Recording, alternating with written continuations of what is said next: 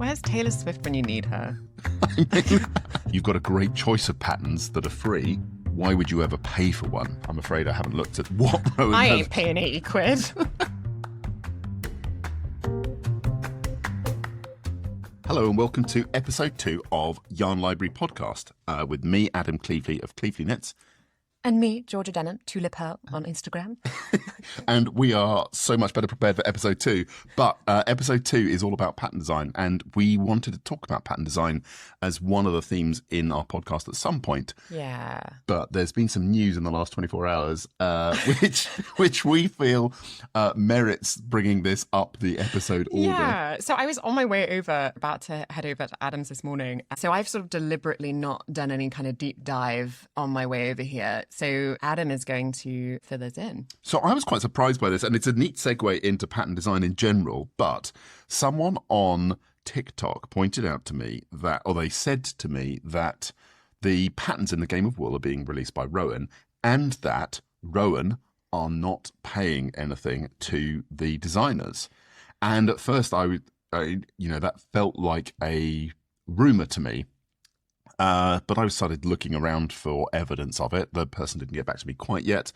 But then someone pointed out that it is on the Rowan on the Rowan release themselves on their Instagram page. So I went to have a look, and I can read it out to you. And Georgia, you haven't heard this yet. No, I haven't. And I just feel like, why?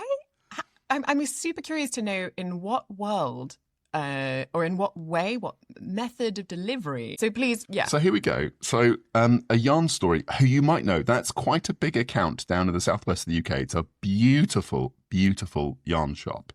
But a yarn story asked Rowan Yarns, are the contestants whose designs are being sold in the bundles being compensated? So if you don't know, the designs for the tank tops that some of the contestants designed on the Game of Wool, within 24, 48 hours were published by Rowan Designs as kits. They're selling those kits for between £80 and £140, I think.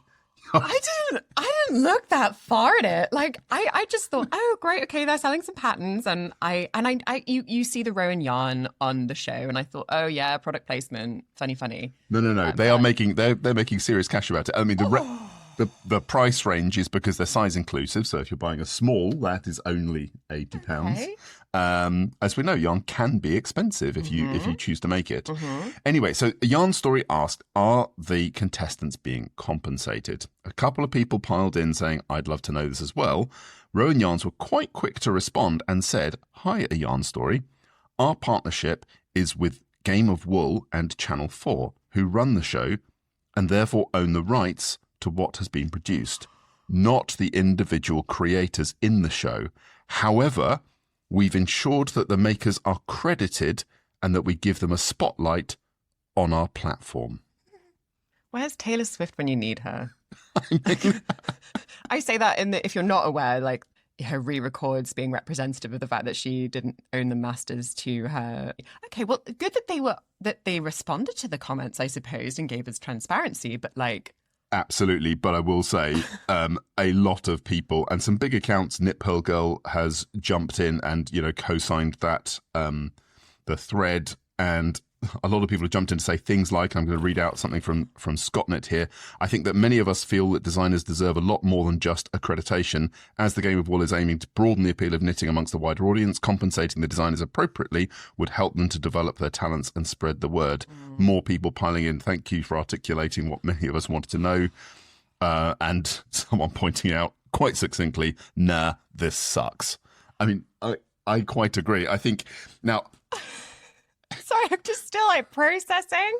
I'm going to give you more time to process, Georgia, because I've got one important point that I want to share on this before we pile in on Rowan, because I think we probably think quite negatively about that. I don't think it's just Rowan. I think there's a whole power dynamic going on in this. Yeah, anyway, right, carry on. Now, I will say, if you don't know, before my ventures into wool, I have a lot of experience in fairly senior positions in corporate environments, and I've run a company for a long time.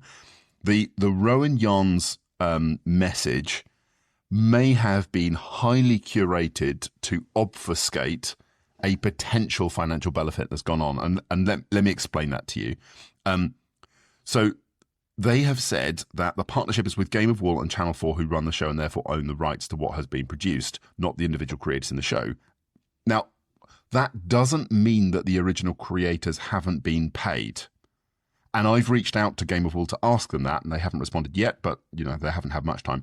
But it could be that because they've got a partnership with Game of Wool and Channel 4, they've bought those patent rights from Game of Wool and Channel 4. Yep. Now, the question really is, for me, what had Game of Wool and Channel 4 That's what I was thinking. done with the rights? Because, yes, I completely understand the contestants having assigned their rights to Game of Wool and Channel 4, or the production company and all the rest of that. I get that, but the question is, how then have those rights been transferred, or have they been transferred to the underlying designers? Because it could well be that the designers have been or are being compensated in a monetary way. Now, I guess so. That is my corporate reading on this, using years of how I would bend and twist PR in order to potentially try and obfuscate something else that's going on. Yeah. But I mean, the fundamental truth is here. Rowan Yarns are selling are able to. They have obviously bought the rights to a lot of advertising on the show, because we see their yarns on the show, and now they are just running away with. Maybe that's cruel, but they are just able to sell those patterns. Where they are saying that they are giving accreditation, and I mean that's the thing that really hurts, right? Well, you've got exposure, and therefore that is compensation in itself. There are other contexts where exposure is not a good thing, and I think that maybe we need to also reconsider exposure in this context as well. Yeah, we can come on to that though. But I mean, as a patent designer, you've released patents. What are your, how are you, if you were in the same position? I mean, that's the difficult thing for me. I'm thinking like, okay, you get onto Game of War, you're all happy and excited, then you get presented with this contract and you really, really want to be on the show. But then you read the fine print and it says, okay, they're going to have the rights to anything that you create and any of your patents. So if one of them happened to basically design like a Sophie scarf, for example, on the show, does that mean that those rights are, that they've got a hit, and they've got a hit pattern, everyone loves it, everyone's knitting it, and then they're never going to see any kind of compensation from that? Well, you say no compensation from it, Georgia, but obviously they've got exposure. How could I forget? Aside, I mean, this is a really tricky point, because I think as a contestant, I looked at the profiles of the contestants obviously before the show started, and a lot of the contestants, certainly on social media, were they had a few hundred followers. They're not for the most part, they're not rock stars of the knitting world. We haven't got a Stephen West yet. Exactly, and they're not Stephen West, for example, turning up. Yeah. So I guess part of it as a contestant is that you are looking for an opportunity to be. To be launched, and you're probably looking for exposure as well as the fun in being involved in it. So when I'm thinking about whether someone on that show has the choice and the power to be able to sell their pattern independently, or how that works. I mean, from a business perspective, you'll be familiar with non-compete clauses and things, but you might not be familiar with specific makeup brands where that's been a really big thing. So I'm thinking of Bobbi Brown makeup. Bobbi Brown's an amazing makeup artist, very much been around for a long time. And her brand was a part of, or sold early on to a big company, maybe Estee Lauder, don't quote me, one of the big sort of conglomerates. And she launched her Jones Road brand. She'd left the actual Bobbi Brown brand, even though she was Bobbi Brown, quite a long time ago, I think. And then she launched Jones Road on the day that her non-compete clause ended. I'm pretty sure it was on the day. I remember reading an article about it, and it's great. It's great makeup. It's super, goes along with her sort of original view, which was very much kind of on the go makeup, quick and easy makeup, enhancing your natural features. And Jones Road's become super, super popular. But there was a period of time where she was just really, really waiting for that clause, that thing that she'd signed away that ultimately gave her a lot of money. So I have seen this so many times in business myself, so I've been responsible for being part of teams that have bought other companies, or where my business itself has bought other companies, and absolutely you see that with founders, and founders are often tied in for a period of time, and then something significant changes after that, and that's it's fair enough, and maybe that's exactly what's happening with the Game of Wool here, that there are designers where they are locked in for a period of time, and maybe they're exclusive with Rowan for a while, and then the patterns will come out. So I don't, I am a bit outraged. I don't like the idea that, as you say, it's like Taylor Swift or any other music artist selling the rights to all of their music to an album, and then having, that they don't then have access to their creative process again. But I think it's early days to pass full judgment on that. I was just going to say, I'd also heard on a podcast about Taylor Swift. It's called Every Single Album. And I remember them saying that actually some of the industry contracts now are specifying from record labels that people will not re-record or that they can't re-record their masters because this age. I will say I'd like to side on the part where actually what Taylor Swift has done with this whole re-recording, raising the profile of masters is super beneficial, I think, overall. And I'm not trying to say that it's had a bad outcome in the end, because it's interesting, the response. But I mean, also, if we just ground this back, we're talking, the examples are like Bobby Brown and Taylor Swift, like mega money here, guys. We're talking about knitting patterns. Not mega money involved here. It just feels... we said on the last podcast something about like charity knitting, and how actually do we create an expectation that if they just knitted for charity all the time on the show, like does that create an expectation that actually you're just going to knit, a national expectation that knitters should just be knitting for charity? And if we're also doing this, Rowan, like are we creating an expectation that pattern designers shouldn't be paid for their work? That's a really, really tricky thing. And that's also, so I wanted to talk about why patterns are free, because a lot of patterns are free. If you go onto Ravelry, roughly, I think there's about 3 million patterns on there at the moment, I think of which about half are free patterns. And I totally understand why you would have patterns for free. But there is a sort of economic problem with providing patterns for free, which is that if patterns are free, and you've got a great choice of patterns that are free, why would you ever pay for one? And so there's a fundamental problem with, should free patterns even exist, because they potentially damage the artist opportunity who wants to go and earn money from creating patterns. But the reasons for free patterns are totally legitimate. One, you might be a fiber artist who's going to create 1 or 2 patterns ever. A friend wants them, you want to share them with the world, you write them down, you articulate them, you publish them, but it is a pain to set up a payment method for them. And therefore, you're not going to earn a living from them, but that is a reason that you just make it free so it isn't any hassle for them. Another one might be that you don't want to support the pattern in the future. Sometimes I see designers where they reach a certain point, they think, I've had enough of pattern design, and they make all of their patterns free so that they are not obliged to provide any pattern support. Then you get to companies who want to give a free pattern when you do X, Y, Z. So spend £50 or £100 on yarn and get a free pattern. Or, you get the pattern free when you buy a sweater quantity worth of yarn. Or they're combined somehow as a kit with yarn. Or designers also give a free pattern when you are buying other patterns or to promote other patterns. So I know a designer who so I've talked to a lot about this, and they put a pattern online and sold basically nothing. They put heart and soul into it. It's a complex pattern, thoroughly tested.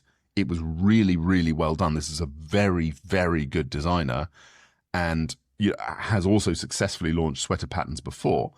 Put this pattern online, and nothing happened. Absolutely no sales. And I've been through that myself as well. But then put the pattern free for 24 or 48 hours and got 1,000 downloads. Wow. And you can see that as also a heartbreaking moment as an artist. Well, I want my work to reach people. I want to give it to people. That is part of the ambition of what you want to do. And so I can understand that as why you would then want to make sure that it gets out to a lot of people. And also maybe, it promotes your work in general. If 1,000 people are making your pattern and they do, even if half of them go ahead and make your pattern, there's a good chance that they might come back to you in the future. People ask them, where did you get that? Oh, I got it from XYZ. And you create...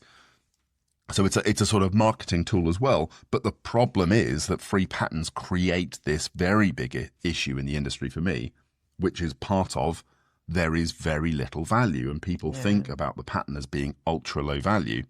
And then you come across, well, how also because they are potentially 4 sides of A4, people can photocopy them and pass them on to a friend or take a picture of them on their phones. And, we've talked to our local yarn shop about people take photos of the patterns in the shop and take photos of all the pages. I mean, that is theft, isn't it? Yeah. But then, if you got it from the library, is that theft? No, because it's a library. The library paid for the rights for it. But I think it's not even just with knitting patterns specifically. I think we're in a culture now where we're so used to having things seemingly for free when actually there's probably a lot of advertising revenue that's like folded in. So, when we do streaming, for example, that's kind of like, I pay my money to Spotify every month so I don't get ads. But that's the thing is psychologically, I'm just used to getting things instantly. So I think that does then start to translate in, I'm not saying that this is right, but I think it translates into people not realizing actually that this is something that is an intellectual property, that this is something that people deserve to be compensated for. Because I think our perception of all of this is just so skewed because of the world that we live in now. Yeah, in a way, it would be a nicer model that if Ravelry were a subscription model, if you paid, say, £1 a month or $1 a month, whatever it was, and that was your rights to all the free patterns and the database access or something, maybe that would cause enormous amounts of... That would be a big headache probably. And you could also probably find ways, it'd be so interesting to figure out like what was how they actually did the distributions based on those. Yeah, when you look at the economics of like streaming services, it's so fascinating because you see like, okay, how is this actually being distributed? Like, is it per play or is it disproportionately towards one group? And then what's the algorithm doing to that? Like, who's that privileging? And so, oh God, it's a whole, I was going to say a can of worms, but a basket of worms, of yarn for worms. Well, the other issue that I want to talk about in terms of pattern design is how you do market pattern design for different skill levels. So one of the things that I've noticed, certainly from Instagram, where I share techniques and how-to videos, I absolutely see that the simpler techniques I do tend to get much bigger reach, much bigger audience, much more likely to go viral than when I do extremely complex stuff. And naturally, that is because something that is simpler is more approachable by more people. If you think about the world of knitting, or in fact in anything, you could think about piano players or bricklayers or any skill that you want to take. There are going to be loads of people that can do it at a more amateur level. And as you go through to higher and higher levels of skill, there are going to be beginner level, yeah. As you go through a higher level of skill, there are fewer people that have stuck with the process, that have put the hours in, that have gone to that very expert level. So when you come to thinking about patterns, in terms of the market size that you've got to be able to sell a pattern into, you're going to have a very big market if you've got a very basic pattern out. And if you're going to have an expert level pattern, that is going to typically be done by many, many fewer people. It's going to be a much smaller market. Now, I've got a really big problem there because, and it just so happens you're wearing a Sophie scarf today. Hello. Because the Sophie scarf is a wonderful example there. Yeah. Because most expert knitters And I would think that you are absolutely a good enough knitter, Georgia, to be able to knit that without the pattern. So, right, I kind of almost wanted to pull you up on something around that the idea of like when you were saying before about skill and like people who've put in the hours and put in the time. I think that, and this is something that comes up a lot in my research, and we've had chats about it before as well. I think that craft as a definition kind of sometimes assumes that there is a pursuit of mastery and a pursuit of building skills and of carrying on to what, like that's ultimately the goal. It's like a friend of mine was a medical student once and said to me, oh, well, basically everyone's aiming to be a consultant, but that's not really true. And I don't think that everyone who knits, everyone who's listening to this podcast, some people don't actually see that as a thing that they want to do. Like, it's not a goal for it. So I don't always think that like beginner friendly patterns or Sophie scarf patterns, I don't think that the Sophie scarf being as popular as it is completely indicative of just lots of beginner people who have not put in the time to develop the skill. I think it's also a choice that sometimes people, don't want to figure it out, which is kind of my perspective. Like maybe you'd figure out in a different way. Maybe you just want to, maybe your knitting is downtime. Maybe you're knitting, you've got a million one other things going on and you don't knit super complex stuff. I remember recently I was talking to you about two-color brioche and you seemed a little bit taken aback that I'd like never done brioche. But one of the reasons I hadn't done brioche is because I knit a lot on the go. I knit a lot in seminars, lectures. I don't have the time to sit down and really figure these things out sometimes. So I knit lots of Sophie scarves. Yeah. And I think that it is a big thing in craft studies, actually. Like at some point we'll talk about open the can of worms of craft literature and amateurism and all that kind of stuff. But I have to kind of challenge you on that a little bit because I am a very happy knitter of Sophie scarves when I need to be. Well, so I don't mean to say that you shouldn't have bought the pattern because you could have made it without. But I don't know if I could. I mean, it would have been different. I could have come up with it in a different way. But actually, like, if you haven't done that kind of thing, you don't know what you don't know. Yeah. So well, I'll come back to my point about Sophie scarf, though. But you're quite right. Sorry, I got my little soapbox. And full disclosure, Georgia, I have bought the Sophie scarf pattern. Well then. Looky here. If you wanted the mic drop moment, it is that I have bought Sophie scarf. I haven't knitted it though, and I don't intend to. But yet more judgment, more pattern snobbery. No, we should rename this episode "Pattern Snobbery from Adam." I was curious, so I'll explain why I wanted to buy the Sophie scarf because it's one of the. It is possibly the most popular pattern in the world. One of the hottest in the last 2 years, and I really want to. Like, I'm interested in writing patterns. I don't see myself as a brilliant writer, but I can see shapes and articulate them in knitting, and I like being able to do that. I wanted to see what the secret sauce was, what was in this pattern, why it was there something special as well written within there, some magical words that made it so very attractive for people to want to like and share and all the rest of it.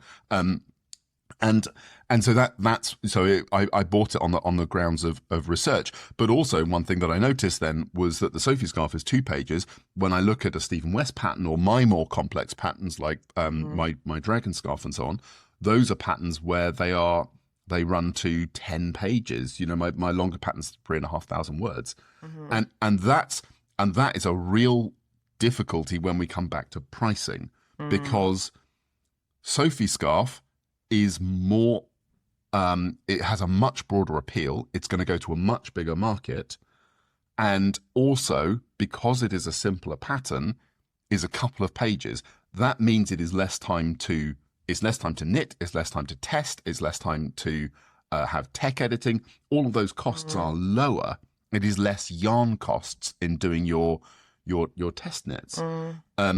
Then you contrast that with the other end where you have a complex shawl or a complex size jumper or something like that, which might run to 10, 15, 20 pages of text. And you also have something which is now applicable to a much, much smaller market of experts.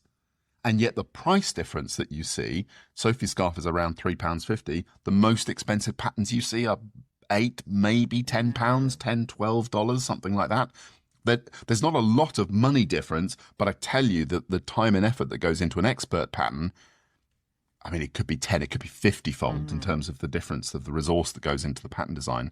And I think that's a really big problem in the industry for how people are compensated and, you know, what the opportunities are. And I think it drives it drives a lot of, well, let me create simple patterns without, you know, people want it. I mean, Stephen West is probably one of the few exceptions where he's built enough of a market, he's built enough of a very large following, and he's convinced enough people that you can try these. Most of his patterns, I'd say, were intermediate. Some of them step into the more advanced techniques, but they're, you know, that where enough people will buy them, and that's a very rare thing. I'm going to be honest, though. I'm quite a sort of a minimalist dresser, and I have huge respect for Stephen West patterns. I think they're gorgeous. I think when the right person knits and wears them, like, if they like it, then great. And I think that they look lovely on the piece. I'm prefacing this a lot because I don't want it to sound like I think all your Stephen West shawls are ugly. Like, it's not that. I think they're great. They're not for me.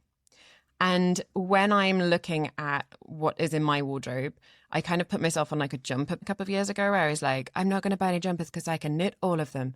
And then didn't get through that many jumpers. So recently just bought some from a shop, and I don't know. My life's got better. I'm cozier because I'm not just cycling through the few jumpers that I've had time to knit. But I like the aesthetic of petite knits patterns. And I don't want to knit something more complex a lot of the time on an aesthetic grounds. And yes, there are kind of visually simplistic, visually minimalist patterns that might be actually very complex or have a really interesting stitch pattern, for example. But I like the aesthetic of simple patterns. So I feel like there can be like quite a lot of technique, skill, snobbery sometimes around people knitting simple patterns when actually that's an aesthetic motivation for them. So I don't think that everyone has to pursue complexity in what they're doing. I think it's totally fair enough, and I mean, I have a funny position on that simply because my personal motivation, and I understand my personal motivation, is so utterly different from most other people's. When I started knitting, I really felt like surely I was one of everyone else, and I was pursuing what was a normal knitting journey. But as I went to class after class and started to engage more in knitting groups, I started to see that my personal view of knitting, where I am trying to learn every possible technique and practice every possible technique and combine all of them and then invent stitches and, you know, push the boundaries of what I can do and what can be done with knitting, where I'm trying to do that, I now realize, it's not a realization this week, it came to me some time ago, but I do realize that is not a normal stance to take within knitting. And I do get that. At least not intentionally. I think I have ambitions for developing skills of knowing how to do things. But I think if I made that my primary goal and then I knew that my life was not set up for that to be the case because I've got other things to do, then I'd just be down on myself all the time for not actually pursuing this like expert level of skill. And so I do get where you're coming from. And I don't want to cast myself as someone who's not wanting to try new things or just wants to stay in her lane. But I think that as a result of the kind of relationship I have to knitting and the opportunities I have to knit, you're not always going to see more complex things that I'm knitting because I just simply don't have the time. Maybe in the future when I'm not doing a PhD and running myself into the ground, then maybe I'll be able to branch out and actually really fall in love with those kinds of things. And maybe you'll see me in a Stephen West shawl where actually I've kind of got to a point where like part of the attraction for that is that I've made this really detailed thing and that brought on my skill level that it kind of expresses all of this skill that I have developed. I mean, I think that's one of the central and beautiful things about knitting, crochet, and crafts and that sort of art area is that there is a basic fundamental which allows you to do something very productive and very constructive. You know, in knitting, you need to know how to cast on and knit, and you can make a scarf. I mean, you have to know how to cast off as well, but funny story about that. But you can create something quite constructive with the most basic and fundamental thing. And it's the same with crochet.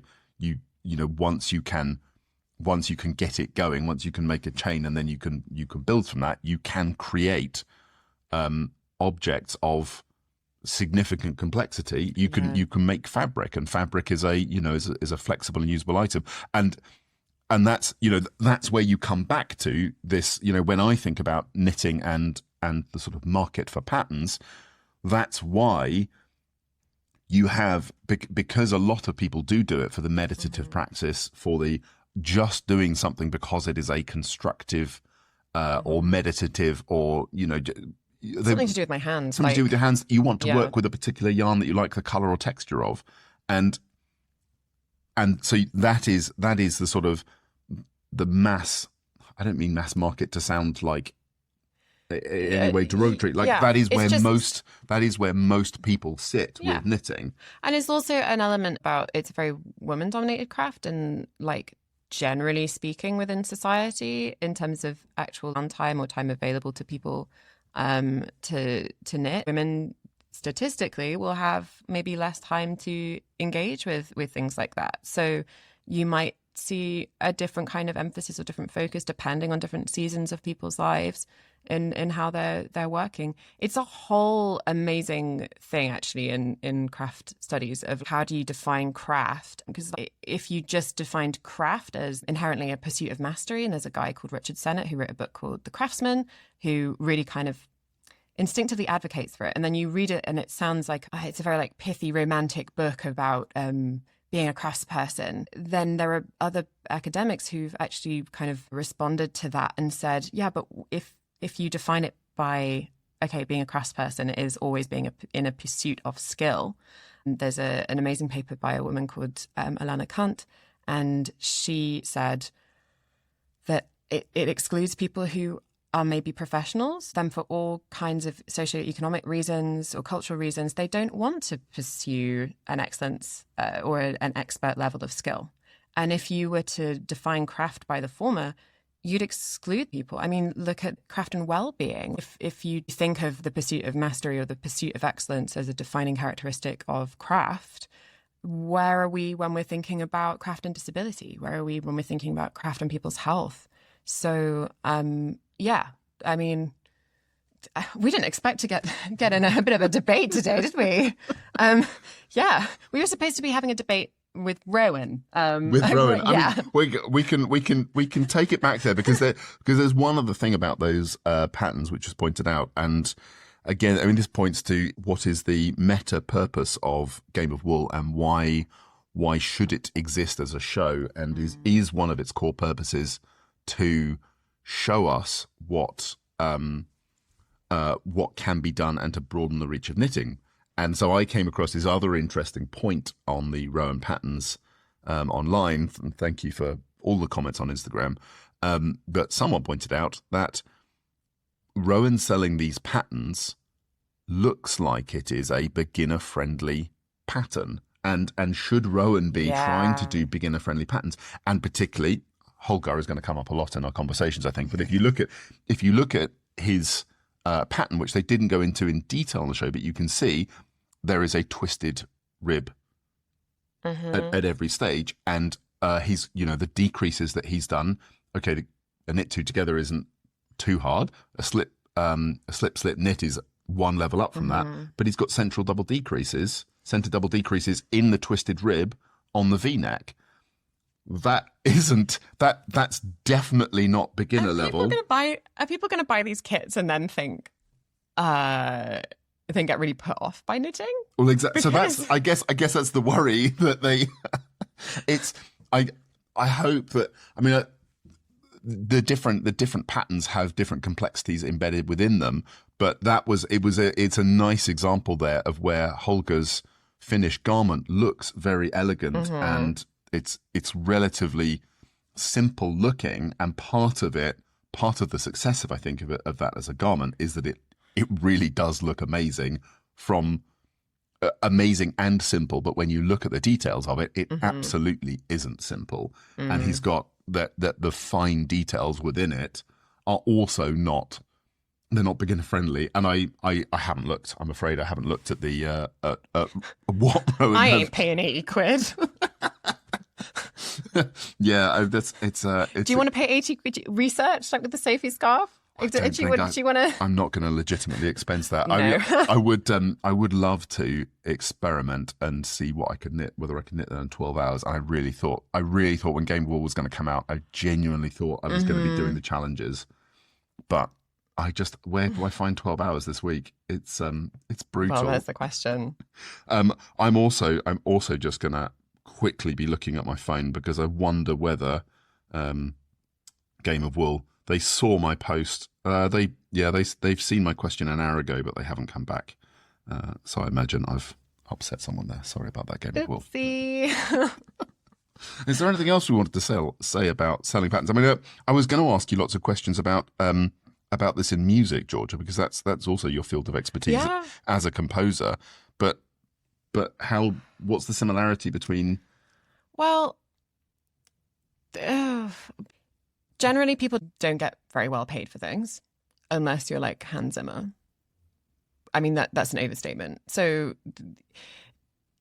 when you're kind of growing as a composer, and I'm saying this with the awareness that composer is a very broad term, and however someone wants to identify as a person who writes music, makes music, I'm including all kinds of people in that. So I did an undergrad in composition in Birmingham at a music college, and you write as part of your degree for a lot of different ensembles that gives you a kind of a learning experience, right?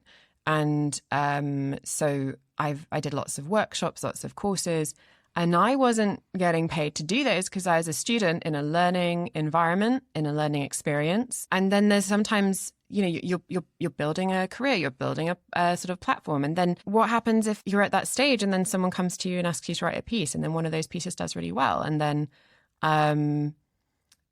you're in a very different phase of your life where you might agree to something and not get paid. But to be honest, there's so little money kind of rolling around in the new music field that people don't tend to get paid for their music. And I'm at a point now where I have been paid for things, but it feels like there's a big disconnect when you're a younger composer and when you're an established composer in your like 40s and 50s. So the Musicians Union provides a sort of a list of different rates that you could expect to be paid for a composition, and they're kind of based on different instrumental numbers, different groups, if it's got a keyboard included, and it doesn't scale in exactly a sort of a linear way.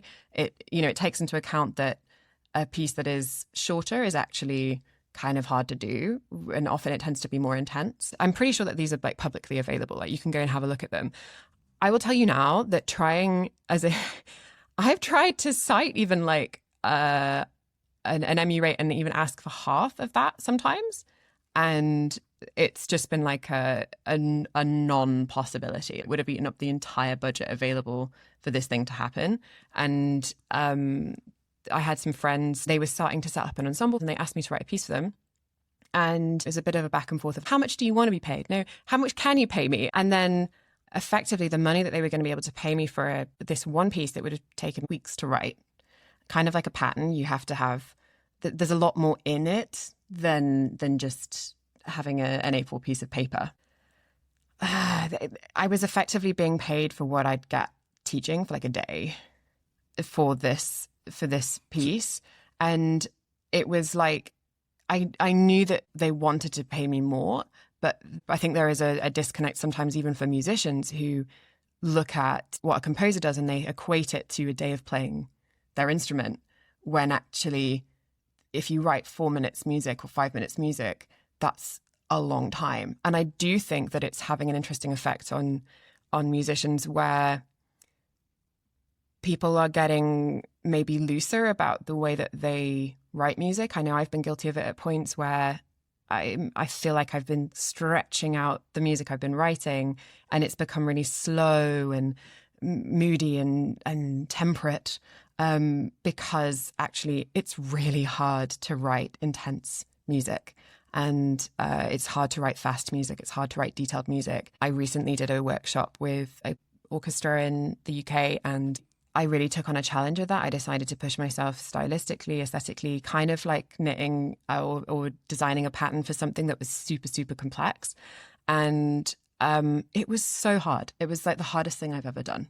And I did not get paid for that. I mean, that's where it comes back to just being it comes back to very much passion projects. I mean, I'll tell you specifically about the economics of my patterns very briefly. But first of all, I want to tell you, I went to, because it's topical, I went to the opera a few days ago, and I saw a absolutely mesmerizing performance of the Magic Flute.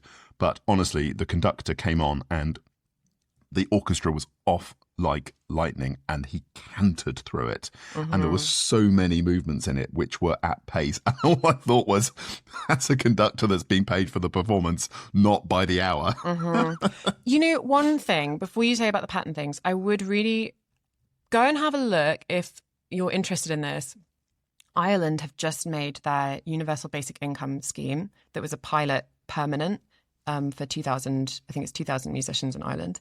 And they already had a similar scheme as well, that was for sort of established artists and makers who had really contributed something to Irish culture. But it's now going to be a permanent scheme because they saw all kinds of economic benefit, and like it was really paying for itself and more. And that's almost in recognition of the fact that artists don't necessarily get paid what their work is worth. Well, also, I mean, it becomes internationally attractive. I saw a wonderful knitting designer, Paul, who I follow.